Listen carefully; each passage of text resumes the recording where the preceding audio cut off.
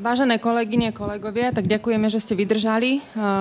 Ten názov znie tak hrôzostrašne, ja ho trošičku upravím a v mojom podaní to bude niečo ako alternatívna liečba bronchiektázií. Predstavíme vám vlastne kazuistiku 14-ročnej slečny, ktorej rodinná a osobná anamnéza nebola nejako zaujímavá. Od 5 rokov veku bola sledovaná pre recidivujúce obštrukčné zápaly priedušiek. V neskoršom veku stav bol hodnotený ako astma, nastavená na komplexnú liečbu s dobrou stabilizáciou stavu. Takému zhoršeniu došlo v 12 rokoch veku, kedy prekonala pravostrannú bronchopneumóniu s preukázanou mykoplazmovou etiológiou. Táto bronchopneumónia bola adekvátne preliečená makrolidmi po dobu 3 týždňov, avšak napriek tejto liečbe, kedy by sme očakávali zlepšenie, pretrvával dráždivý kašel, stály posluchový nález, drobných chropov, ktoré boli často bilaterálne, ale vždy bol ten nález horší vpravo a k tomu boli pridružené opakované exacerbácie bronchoobštrukcie.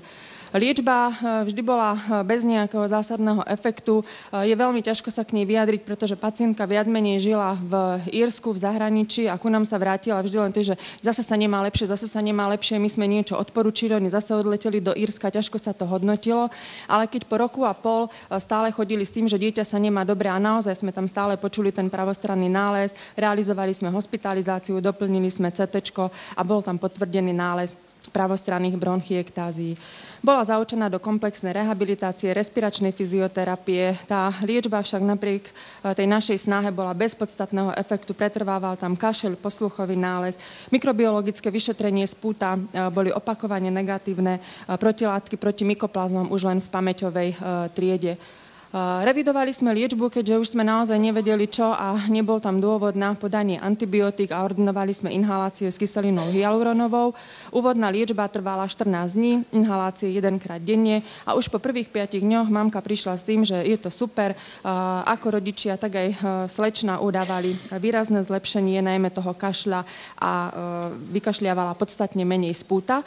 My sme neboli takí nadšení, pretože tam stále pretrvával posluchový pravostranný nález chropov, ale povedali sme si, že trpezlivosť rúže prináša a po ďalších 5 dňoch už sme počuli aj my, že ten posluchový nález je podstatne lepší a po ukončení liečby bol úplne v poriadku.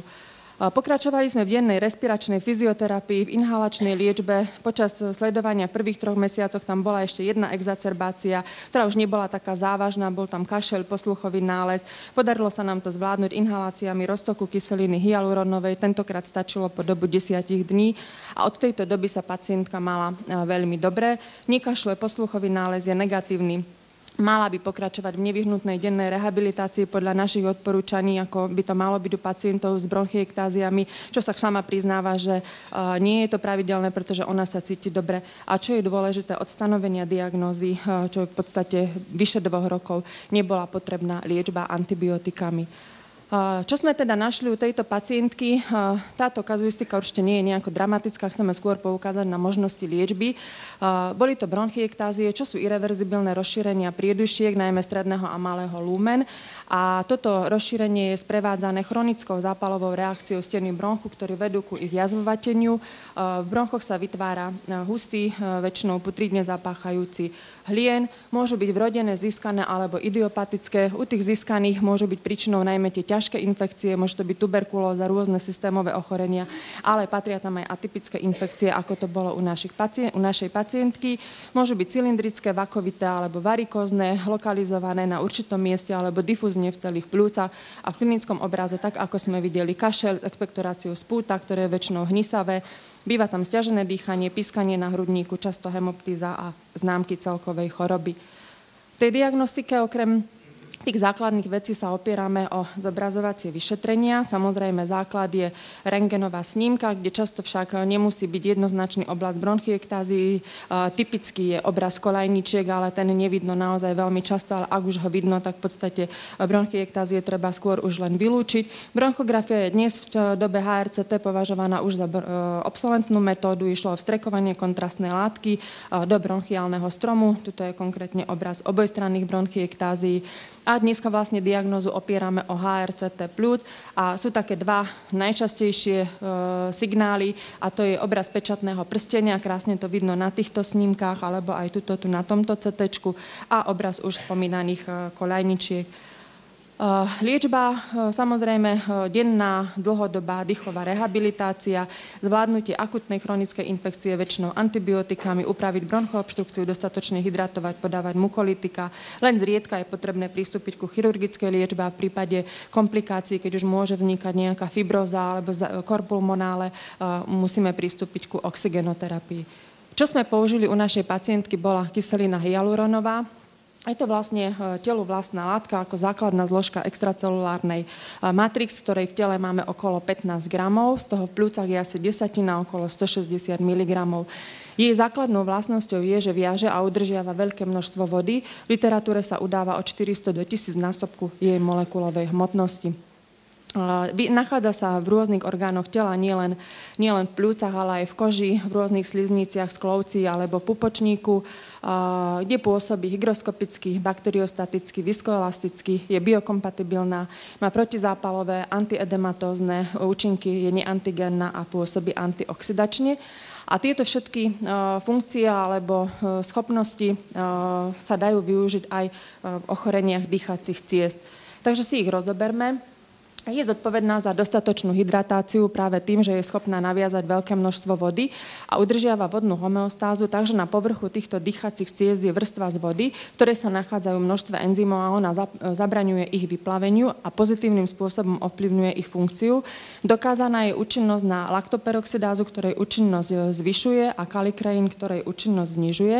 A práve ten kalikreín je veľmi dôležitý u pacientov, ktorí majú tendenciu ku bronchiálnej hyperreaktivite ako bronchokonstrikcii, teda konkrétne u astmatikov, pretože on je zodpovedný za alergickú bronchokonstrikciu a naviazaním sa na kyselinu hyaluronovú sa táto jeho funkcia inhibuje a teda bronchokonstrikcii sa zabráni. Sú na to viaceré štúdie, ktoré hovoria o protektívnom účinku kyseliny hyaluronovej u pacientov s hyperreaktivitou, či už spôsobenú námahou alebo inhaláciou, metacholínom alebo hypertonickými roztokmi. Čo je zaujímavé, je, že je schopná pôsobiť do určitej miery antibioticky, a to tak, že vlastne zabraňuje osídleniu dýchacích ciest streptokokom skupiny A. Funguje to tak, že streptokok skupiny A má na svojom povrchu kapsulu z kyseliny hyaluronovej a prostredníctvom tejto kapsuly sa viaže na sliznicu hltana cez receptor CD44. Ak my exogénne podáme kyselinu hyaluronovú, táto nám obsadí tieto receptory a tým vlastne už nie je miesto na usídlenie sa streptokokov.